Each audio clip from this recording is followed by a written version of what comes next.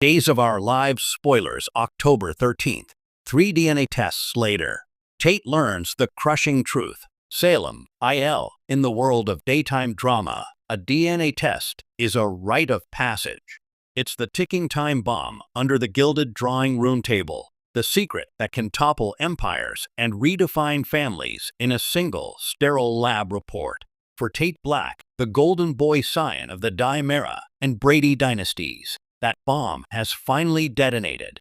But in a shocking twist that has left viewers reeling, the explosion wasn't from one revelation, but three. The October 13th episode of Days of Our Lives didn't just pull back the curtain on a secret. It tore down the entire theater, revealing that Tate's entire identity was built on a foundation of lies, cover-ups, and a mother's desperate, decades-long deception. This isn't just a paternity surprise. It's a masterclass in long-form storytelling, a payoff for a mystery that began not in a passionate encounter, but in a cold, corporate laboratory. The first test, a father's flicker of doubt. The chain of events was set in motion weeks ago by Teresa Donovan. Fearing that Brady Black's lingering feelings for his ex-wife, Kristen Dimera, would jeopardize their rekindled romance, Teresa sought to drive a permanent wedge between father and son. Her weapon, a forged DNA test, proving that Brady was not Tate's biological father. Her goal was to make Brady see Tate as a reminder of Kristen's betrayal and to bind him closer to her and their own son, Noah. The plan worked with devastating efficiency. Brady, heartbroken and furious, confronted Kristen and pushed Tate away. The boy was shattered, unable to comprehend his father's sudden coldness. But Brady Black, for all his flaws, is a man forged in the fires of Salem's chaos. A flicker of doubt, a tiny voice reminding him of his own complicated history with paternity, prompted him to seek the truth for himself. Unbeknownst to Teresa, he secured a second, clandestine DNA sample. This was test number 1, the malicious forgery. Its purpose was to destroy, and it succeeded in creating the initial chasm. The second test, the truth, that was another lie. The results of Brady's private test came back, and they were unequivocal. He was, beyond a shadow of a doubt, Tate's biological father. The relief was palpable, a moment of pure catharsis for Brady and for viewers who had watched this father-son bond develop for years. Brady rushed to Tate, apologies flowing, embraces tight. The forgery was exposed. Teresa was rightfully vilified and cast out, and the Black family unit, now including a cautiously optimistic Kristen, seemed poised for a hard-won reconciliation. This was test number 2, the apparent vindication. Its purpose was to restore, and for a glorious, fleeting moment, it did. But in Salem, peace is merely the prelude to a storm. Kristen Dimera, now back in her son's life and determined to be the mother she never was, watched the happy reunion with a strange, unreadable emotion in her eyes. It wasn't just joy. It was a deep, unsettling cocktail of relief and terror. A casual comment from John Black, a misplaced medical record from the late, great Dr. Wilhelm Rolf, a nagging memory she had spent a lifetime suppressing. It all became too much. The walls she had built around her secret were crumbling. In a heart-wrenching scene on October 13th, Kristen asked to speak with Tate alone. The setting was the Kyriakis Mansion garden, a place that had witnessed countless confessions, but none quite like this. "My sweet boy," she began, her voice trembling. "What your father and I have with you is real. The love is the most real thing in the world. But the story we told you is a lie." The third test, the foundational truth. And so, Kristen confessed to the existence of test number 3, a test conducted 19 years ago, in the aftermath of a traumatic event she had buried deep within her soul. She revealed that after she became pregnant, a shadow of doubt plagued her. Her tumultuous relationship with Brady was a whirlwind of passion, breakups, and reconciliations. There was another man, a brief, meaningless fling during one of their many splits. Terrified that this man could be the father, and knowing it would destroy any chance of a future with Brady, she used her Dimera resources to run a secret paternity test. The results confirmed her worst fear. Brady Black was not the biological father. I was young, and I was selfish, and I was so scared. She wept as Tate stared, uncomprehending. I altered the results.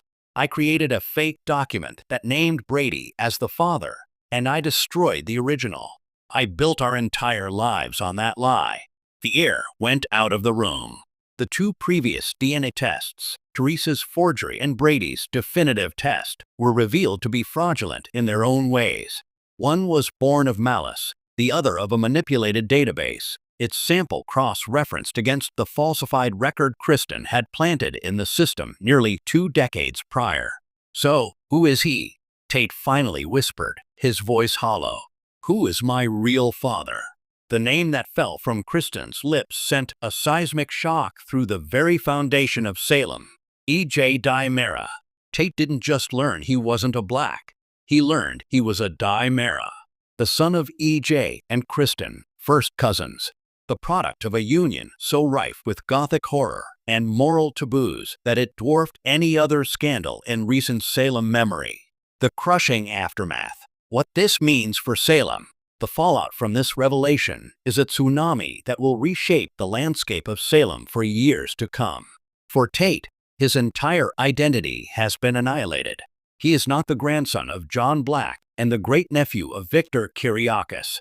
He is the son of E.J. Dimera, the grandson of the late villainous Stefano, and the nephew of the ruthless Chad Dimera. The black name he wore with pride is a sham. His relationship with Brady, the man he called Dad, is now irrevocably complex. Is Brady his father in any sense that matters? Or is he merely the man his mother tricked into raising another man's child? The psychological toll on the young man is immeasurable.